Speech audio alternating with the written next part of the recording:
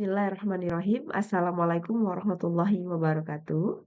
Saya Winda SPD, calon guru penggerak Angkatan 11 Kabupaten Tanjung Jabung Barat. Berikut adalah video koneksi antar materi saya terkait modul titik 3.2. Bapak dan Ibu yang saya hormati, sebagai pemimpin pembelajaran kita harus memahami terlebih dahulu apa yang dimaksud dengan pemimpin pembelajaran dalam pengelolaan sumber daya yang ada di sekolah? Pemimpin pembelajaran dalam pengelolaan sumber daya adalah seorang individu yang mampu mengoptimalkan segala potensi yang ada, baik itu sumber daya manusianya, material fisiknya, maupun lingkungan, dan lainnya, dalam menciptakan proses pembelajaran yang efektif dan bermakna. Seorang pemimpin pembelajaran tidak hanya berfokus pada transfer pengetahuan kepada siswa saja, tetapi juga pengembangan kompetensi, karakter, kreativitas peserta didik. Lalu bagaimana implementasinya? Contoh implementasinya di kelas, sekolah, dan masyarakat.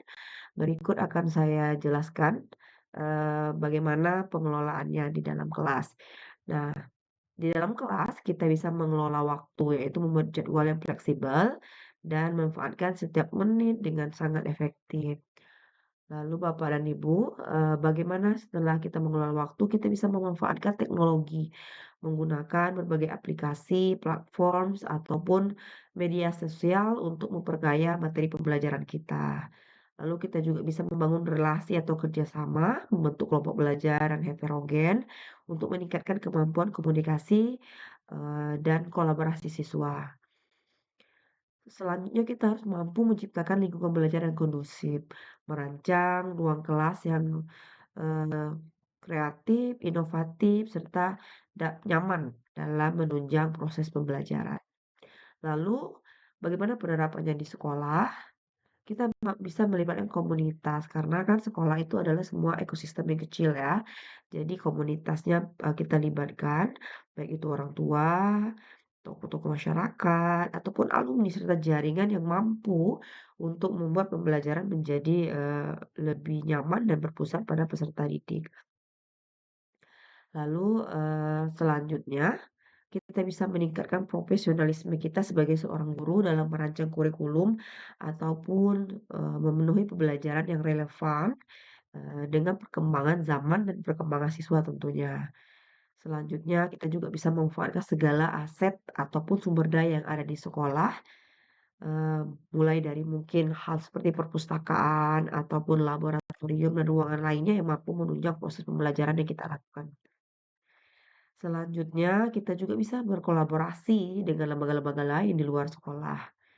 Banyak hal yang bisa kita lakukan, dalam membuat ataupun merancang pembelajaran yang berpusat pada murid tentunya. Selanjutnya, apa sih hubungan pengelolaan sumber daya ini dengan kualitas pembelajaran? Saya rasa memang, hubungannya sangat erat sekali ya, karena ketika kita bisa menggunakan sumber daya yang baik di sekolah, berarti kita juga akan mampu meningkatkan motivasi belajar siswa, sehingga siswa tertarik dan siswa semangat dalam mengikuti pembelajaran yang kita lakukan. Efektivitasnya apa? Ketika siswa semangat, berarti proses pembelajaran yang kita lakukan di kelas itu menjadi lebih, kreatif ataupun, eee, keterampilan siswa dapat terasah lebih dalam dan siswa mampu memahami konsep-konsep yang telah kita berikan sehingga, mereka akan menghasilkan ataupun memberikan pemahaman yang nyata kepada siswa. Selanjutnya Bapak dan Ibu yang saya hormati, modul 3.2 ini apa sih kaitannya dengan modul-modul kita sebelumnya? Salah satu modul kita sebelumnya yang terkait sekali dengan modul 3.2 ini adalah, mengenai inquiry apresiatif. Bagaimana melalui inquiry apresiatif ini, guru dapat mengidentifikasi segala kekuatan dan potensi yang ada dimiliki oleh siswa, dimiliki oleh guru, dimiliki oleh sekolah, dan kemudian kita optimalkan dengan sangat baik sekali.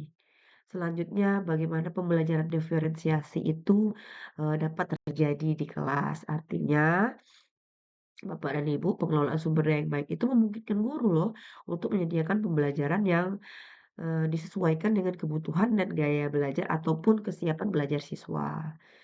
Selanjutnya modul pemimpin pembelajaran. Ini jelas sekali terkait karena seorang pemimpin pelajaran itu harus mampu mengelola sumber daya yang ada di kelas dan sekolah pada umumnya. Nah, selanjutnya bagaimana perubahan yang saya alami setelah mengikuti modul ini? Sebelum mengikuti modul ini, saya itu berfokus, pada penyampaian materi secara tradisional. Setelah mengikuti modul ini, saya menyadari pentingnya melibatkan siswa secara aktif dalam proses pembelajaran. Saya juga lebih peka terhadap keberagaman dan kebutuhan siswa kita dalam menciptakan lingkungan belajar yang inklusif ataupun belajar yang berpusat kepada murid. Kesimpulannya, Bapak dan Ibu semuanya menjadi seorang pemimpin pelajaran dalam pengelolaan sumber daya itu, sangat penting sekali karena kita harus mengetahui segala sumber daya ataupun aset yang dapat kita gunakan dalam mengoptimalkan semua potensi siswa, sehingga kita bisa menciptakan pembelajaran yang bermakna bagi siswa. Bapak dan Ibu yang saya hormati, dan demikianlah, koneksi antar materi yang bisa saya sampaikan. Semoga dapat bermanfaat. Saya akhiri dengan assalamualaikum warahmatullahi wabarakatuh.